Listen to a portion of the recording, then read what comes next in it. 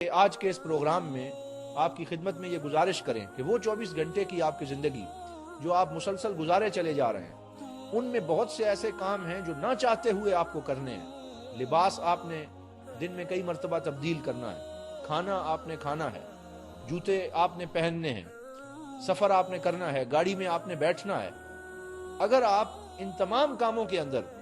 حضور نبی رحمت صلی اللہ علیہ وسلم کے بتائے ہوئے طریقے کے مطابق نیت اور دعا نہ کریں، کام تب بھی ہو جائیں گے، لیکن اگر آپ وہ نیت کر لیں گے اور حضور کے بتائے ہوئے طریقے کے مطابق صلی اللہ علیہ وسلم آپ ان کاموں میں وہ دعائیں مانگ لیں گے یا اس طریقہ کار اور اس میتھڈ کو اختیار کر لیں گے جو سرکار دو عالم صلی اللہ علیہ وسلم نے اختیار کیا، اور آپ کی نیت یہ ہوگی کہ میں حضور کی ایک سنت کو زندہ کر رہا ہوں اور آپ کے طریقے پہ چل رہا ہوں، تو وہی کام جو بغیر نیت کے بھی ہو رہا تھا وہ نیت کے ساتھ بھی ہو جائے گا، لیکن اس کو ایسے چار چاند لگیں گے کہ آپ کے اسی کام کے اندر اللہ کی رضا بھی شامل ہو جائے گی، حضور نبی رحمت صلی اللہ علیہ وسلم کی خوشنودی بھی شامل ہو جائے گی۔ اسی وجہ سے حضور نبی رحمت صلی اللہ علیہ وسلم نے ارشاد فرمایا انما الاعمال بالنیات، کہ اعمال کا دار و مدار اور ان کا ثواب نیتوں پر مبنی ہے۔ اگر آپ نے بہت بڑا کام بھی کیا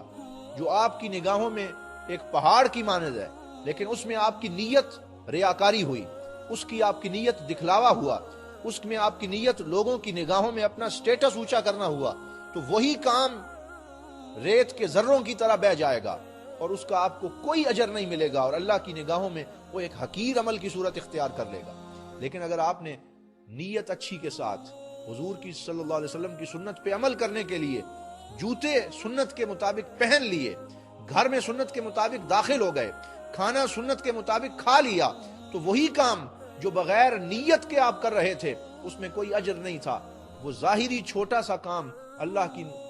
رب العزت کی بارگاہ میں ایک بڑے عمل کی حیثیت اختیار کرتا چلا جائے۔